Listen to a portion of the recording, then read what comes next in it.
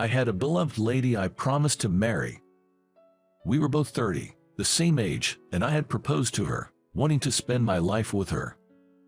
As I nervously held out the ring, she smiled with tears in her eyes and said, "I do. I will marry you." Oh yay, Mike, you're so loud. I didn't care about the people around us. I was too busy shouting with joy. "I'm sorry." My face turned red as I apologized to Catherine. She laughed, finding my reaction funny. Catherine had lost her parents at a young age and lived with her grandmother. After seeking blessings from Catherine's grandmother for our marriage, I was on cloud nine, thinking our happiness would last forever. One day, Catherine and I decided to visit a nearby spa in Colorado. "Mike, you always overdo it with the long baths." "Sorry, I feel dizzy." I had stayed in the bath too long and got lightheaded. It was getting dark outside, and I felt bad making Catherine drive, but I was too out of it to drive. "I'll drive us home. You can rest." "I'm really sorry." I apologized repeatedly to Catherine and reclined my seat to lie down. That spa was so relaxing, right? Maybe that's why I stayed in so long. "My skin feels so smooth. We should go again." "Yeah." I stared at the car's ceiling, lost in thought. From the car stereo, Catherine's favorite song played, lulling me like a lullaby, and I began to feel sleepy. Just as I started to doze off, I heard Catherine mumble, "Is that car behind us tailgating?" Those were the last words I remember before everything went black. The next thing I knew, I was waking up in a bed 3 days later. Something was obstructing my view. I mustered all my strength to call out, "Hello, is anyone there?" I tried to shout, but all that came out was a whisper. "Mike, you're awake. This is a hospital. I'll call the doctor." I heard the nurse's voice, and then the sound of footsteps. Soon after, a male voice, presumably a doctor's, spoke up. "Mike, can you hear me? How are you feeling?" Why am I here?" My memory was a blank slate. But I soon remembered being with Catherine. Concerned, I asked the doctor about her. "Where's Catherine? Is she okay?" The doctor hesitated for a moment before answering. "Mike, you were in an accident." "Accident? What happened?" I started to recall fragments of that day. We were on our way home with Catherine driving when suddenly, we felt a massive impact. But that was all I could remember. Neither the doctor or the nurses would tell me anything more than about my own condition. Confined to my bed, unable to move, and with no way of finding out what had happened, a week passed by. I felt my health improving bit by bit, especially after they removed the bandage from my head. Beside my bed stood a woman with a weary face. Despite her stern expression, there was a hint of sadness. "Why are you the only one alive? Why just Catherine?" It was Catherine's grandmother, Margaret, who I had met when we announced our engagement. Margaret's loud voice echoed throughout the hospital room, berating me. I forced myself to sit up and asked, "Please, tell me what happened. Don't you remember anything?" "Catherine had a severe head injury when she was brought here." "Why, where's Catherine now?" "Catherine's funeral is already over. She had an organ donor card, so her body is." Margaret couldn't continue and broke down in tears. Overwhelmed by grief, I screamed out loud, "Mike, you shouldn't be sitting up right now." Alarmed by my shout, a nurse quickly rushed in. I was gently but firmly held down by several nurses and made to lie back down in bed. Margaret, looking drained, left the room with assistance from another nurse. When I closed my eyes, I saw Catherine's smiling face. I had wanted to protect that smile. Why was I the only one still alive? At that moment, I didn't care about my future. Yet, even with these thoughts, my body continued to recover steadily. Soon, I could sit up and gradually stand on my own. Eventually, I was discharged from the hospital. On the day of my discharge, I went straight to Catherine's grandmother's house. I was not able to attend Catherine's final moments and felt the need to pay my respects at her altar. More than 3 months had passed since Catherine's funeral. Relying on my memories, I reached the front of Catherine's house. With trembling hands, I pressed the doorbell. After the chime, a woman's voice answered. "Yes, who is it?" "It's me, Mike." "Pardon." She seemed not to recognize my name. I was her fiancé. "May I pay my respects to her?" Before I could finish speaking, the front door flung open. As I approached the door, Margaret stood there, her face stern. Without warning, she hurled something at me. "You good for nothing. How dare you show your face here? I never want to see you again. Just leave." Silently, I accepted Margaret's anger. She looked much frailer than when I first met her. She must have been devastated, having lost Catherine, her only grandchild and family. Feeling her pain, I was left speechless. Outside the front door, after her outburst, she broke down, falling to her knees in tears. I tried to approach and comfort her, but she said, "Don't touch me, I don't need your help," and stormed back inside, still showing a strong front. I couldn't say a word. I bowed slightly to the empty entrance and left. From then on, I frequently visited Catherine's house. I desperately wanted to pray in front of her altar. No matter how many times I visited, Margaret's attitude remained unchanged. She would just yell at me. Unable to say my goodbyes, I wasn't even allowed to offer my prayers in front of Catherine's portrait. Feeling lost, I returned to my job. I kept telling myself that I needed to be strong, to live a life that wouldn't shame Catherine's memory, so I returned to my previous workplace. There, everyone offered their condolences. Each time, I felt a resurgence of loss and sadness. Still, I immersed myself in work. If I didn't stay focused on something, tears would flow. I couldn't imagine being with another woman after Catherine. Work was different. If I worked hard, I could see the results. That's why I worked all the time. Then one day, I received a call on my phone from Margaret. For a while, I had visited her frequently, but then I stopped, thinking my visits might be prolonging her grief.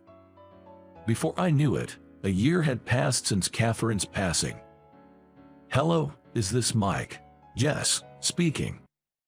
Hesitantly, I pressed the call button as I recognized the unfamiliar number on my phone's display. "It's Margaret, Catherine's grandmother." "Margaret, I'm sorry for calling out of the blue. If you're free this weekend, could you come by?" I assumed she was inviting me for Catherine's first-year memorial service. That weekend, I visited Margaret. "Thank you for coming. Please come in." Margaret, who came to greet me at the door, looked even more frail and seemed lacking in energy. "I brought these. They are from Catherine's favorite pastry shop. Could I offer them in front of her altar?" "That's very thoughtful of you. Thank you." I sat in front of the altar and stared at Catherine's portrait. She was captured in a moment of radiant happiness. "Such a lovely picture," I murmured to myself. While I was praying and gazing at Catherine, Margaret spoke from behind. "It's a beautiful picture, isn't it?" "Yes, very much so." Tears flowed naturally from my eyes. "Oh dear," Margaret remarked, handing me a tissue. "I'm sorry for all the times I yelled at you and turned you away." She bowed her head. "Please, raise your head. It was my fault. I shouldn't have let Catherine drive." "No, neither of you are to blame. It was the drunk truck driver. I took out my unplaceable anger on you. I made you suffer. I'm so sorry. My health hasn't been great lately. I've been worried about what will happen to Catherine's memories after I'm gone, so I wanted to reach out." "Are you okay? Is your health all right? It's a selfish request, but when I'm gone, could you visit Catherine's grave for me?" Margaret handed me a piece of paper with the address of the cemetery where Catherine was buried. "Please don't say that." I felt a deep pang of sorrow looking at Margaret's sad face. "There's also something else I wanted to give you, which is why I called you here today." Margaret placed an envelope before me. The front read, "To the family of the heart donor." "What is this letter?" "It's from the person who received Catherine's organ donation. Please read it." I took the letter, carefully unfolding the neatly folded paper inside. Upon unfolding the neatly creased envelope, it was densely filled with handwritten words. It contained expressions of gratitude from the person who had received Catherine's heart through transplantation. The letter detailed their gratitude for having been able to breathe the outside air after enduring a long battle with illness post-transplant. The handwriting bore a slight resemblance to the way Catherine used to write. The note was adorned with rounded, endearing characters at the corners. Catherine's heart, it's still beating inside someone else. Margaret nodded in silent agreement. It wasn't long before Margaret passed away. I never failed to visit Catherine's grave every month to pay my respects. From then on, I was mostly immersed in my work. Having lost Catherine, and now in my 40s, I had given up on the idea of falling in love again. A decade had passed since the accident. Being deeply engrossed in work and being single for so long, my superiors and older colleagues began suggesting I should marry. There were only older female colleagues, except for one part-time lady, and they seemed concerned about my bachelor status, even broaching the subject of arranged dating. I'd always respond vaguely, politely declining each time. Then, a woman from another department was transferred to ours. She was 30. Coincidentally, her name was Katie. "Hello, I'm Katie. Nice to meet you all." As she introduced herself with a bright smile, my heart skipped a beat. Because she had a dimple in the exact same spot as Catherine. For the first time since losing Catherine, I found myself constantly stealing glances at Katie. "Mike, can you work with her for a while?" Snapped back to reality by my boss's words, I responded, "Sure, nice to work with you, Katie." "Thank you." From then on, we worked together constantly. She always gave her best, making diligent notes and always trying hard. "Katie, you don't have to push yourself so hard." "No, I'm okay. I actually enjoy this." "Enjoy? Wow, I can't even remember the last time I felt like that at work." We both laughed, and then she said, "I have been hospitalized for a long time, so I'm just happy I can work now." "Oh, I see. I'm glad you're doing better now." "Yes," Katie responded with a vibrant voice and a cheerful laugh. Her smile at that moment reminded me so much of Catherine, almost making me wonder if they were related. From then on, I found myself longing to see Katie's smile and began engaging in lighthearted conversations with her more frequently. When Katie started getting used to working alone and I was away from my desk for a bit, I found a sticky note on my desk saying I had received a call. Reading the handwriting on the note, I was taken aback. It was strikingly similar to Catherine's handwriting. The characters, with their rounded corners, looked so adorable and familiar that it took me by surprise. Katie approached and seemed to notice the note. "This sticky note, Katie, did you write it?" "Yes, you had a call a moment ago. They wanted you to return it when you can." "Oh, okay, thanks." She simply nodded and returned to her tasks. For some reason, I couldn't discard that sticky note and kept it in my pocket. I started to feel that Katie was becoming a significant presence in my life. Around this time, an older colleague started suggesting arranged dates for me. "A friend of mine has a daughter, and I mentioned you." "What? She's interested. Why not meet her, just for a chat?" "No, I really don't. Just meet her, come on." No. No matter how many times I refused, my senior co-worker persisted, trying to get me to say yes. Perhaps noticing my frustrated expression, Katie chimed in with perfect timing, using work as an excuse to speak to me. "Mike, I had something to ask you, but are you busy right now?" "Mike, just think about it," the senior said, trying to push the matchmaking further. "Sigh," I replied half-heartedly. "Was everything okay?" "Katie, you're a lifesaver. Thank you. So, what did you want to ask?" "Oh, sorry. I just said that to interrupt you intentionally." "Oh, got it. Still, you really helped. It's not right to just meet someone for the sake of it, especially when I'm not interested. In that case, why don't you marry me? Taken aback by her sudden proposal, I was left speechless. Oh no, what am I saying? But when I look at you, Mike, I feel like I'm looking at myself. You feel the same way, Katie. My father doesn't approve of me working. Because of my lengthy hospitalization, he's worried about my health and pushes me to get married. You're still young, Katie. I'm already 30. Yeah, marriage is a personal choice, right? Aren't you interested in getting married, Mike? Caught off guard by her question, I paused for a moment before replying. I was deeply in love with someone, but we couldn't get married. I can't forget about her.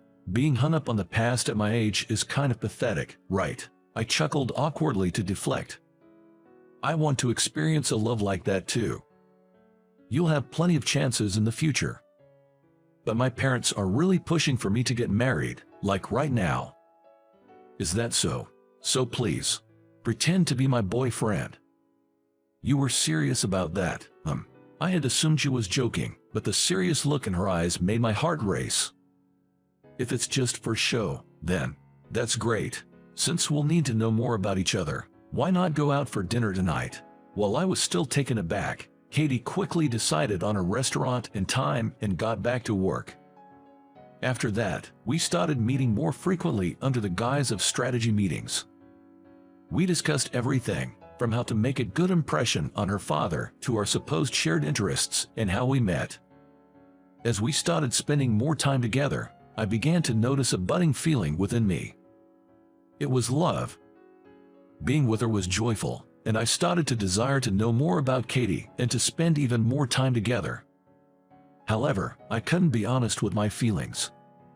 I figured she probably wouldn't be thrilled about being liked by a 40-year-old man, and more than that, I was afraid of betraying my feelings for Catherine, who was my wife.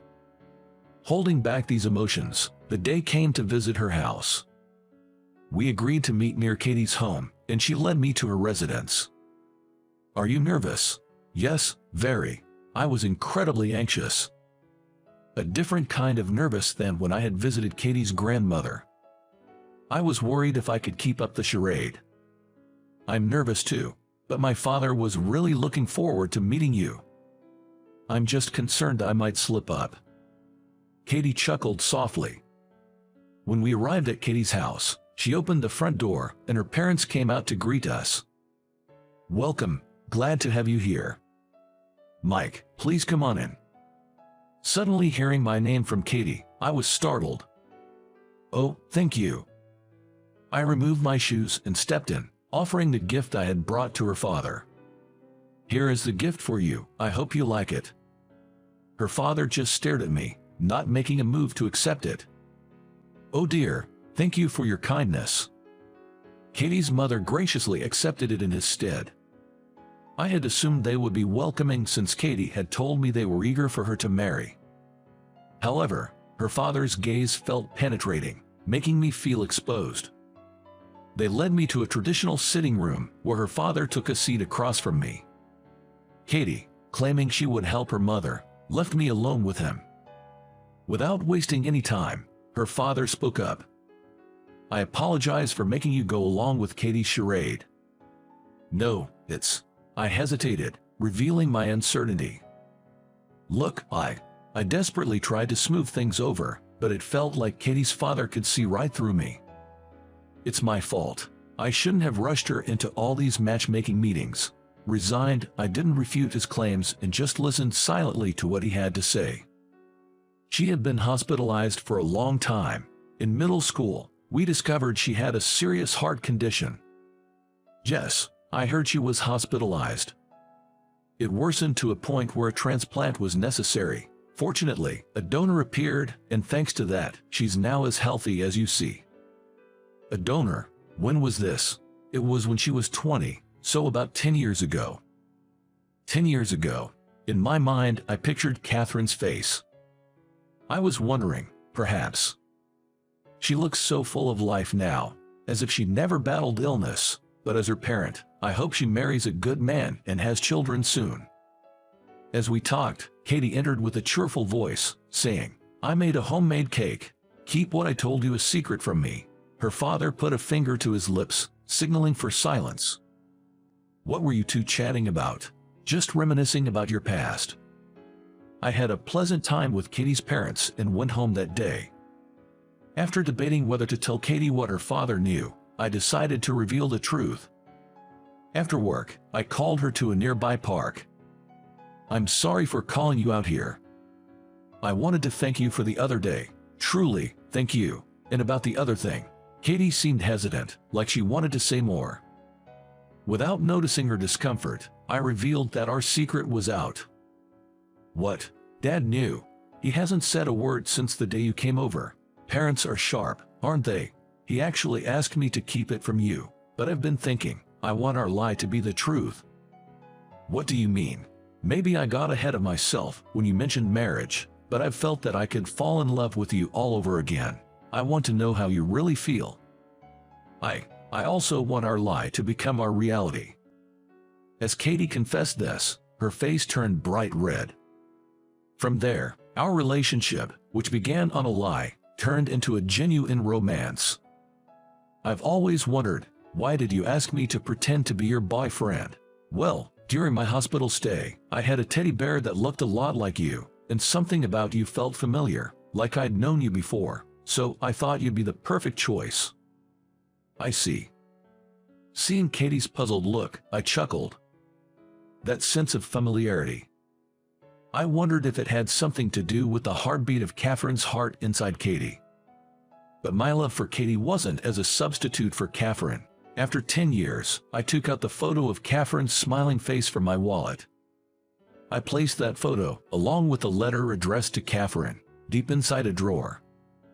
Thank you so much. Please keep watching over us, I murmured to Catherine's photo. I hope you enjoyed this. Your subscription to our channel really motivates us. See you in the next video.